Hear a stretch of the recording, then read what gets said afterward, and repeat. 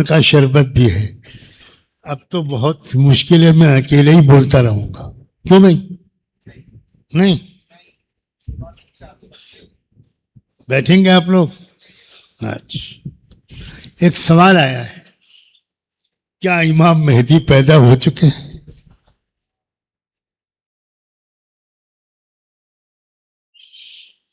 اچھا، اگر میں کہہ دوں ہاں تو جاؤ گے وہاں؟ بیوی 3 طلاق دے دے گی؟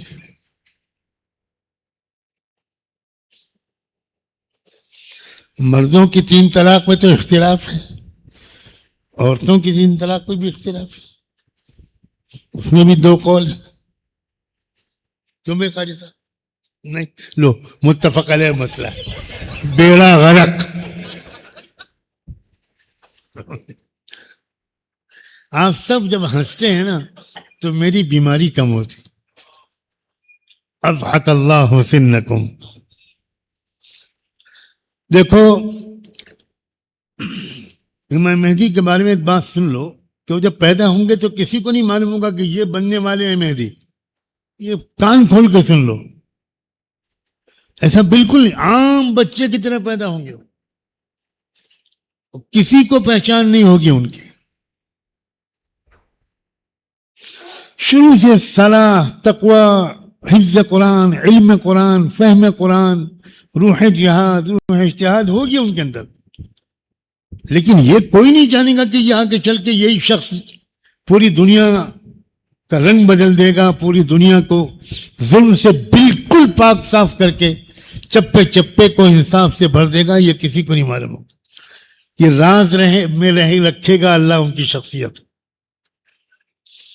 ورنہ اگر پہلے سے معلوم ہو جائے نا تو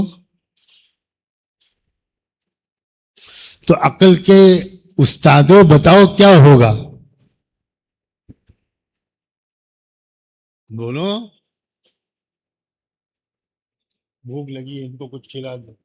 آواز ہی نہیں نکل رہی، اتنا موٹا آدمی اور آواز ہی نہیں نکل رہی.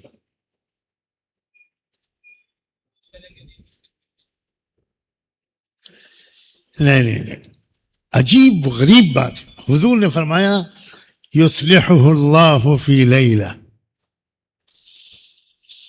اس مقام تک پہنچانے میں اللہ کو ان کو اس مقام تک پہنچانے میں صرف 1 رات لگے گی. 1 رات میں اللہ ان کے اندر ایک عجیب و غریب قسم کی صلاحیت پیدا کر دیں گے، اور پھر اس کے بعد وہ ڈریں گے کہ کہیں مجھے کوئی لوگ پہچان نہ لیں، تو کوشش کریں گے کہ دنیا کی نگاہوں سے چھپیں. لیکن اللہ تعالیٰ کچھ لوگوں پر ان کے راز کو فاش کر دے گا. علماء شام ان کو پہچانیں گے طواف کرتے ہوئے. یہ تک حضور نے بتایا.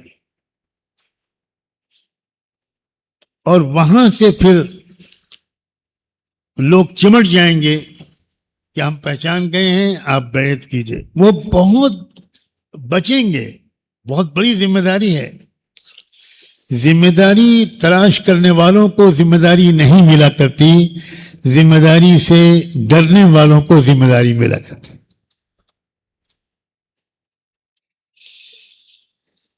یہ دعا مانگو کہ اللہ اگر ہماری زندگی میں وہ عظیم عادل حکمراں آ جائیں تو ہم غافل و بے خبر نہ رہ جائیں، ہمیں بھی ان کے مددگاروں میں شامل کر دیں.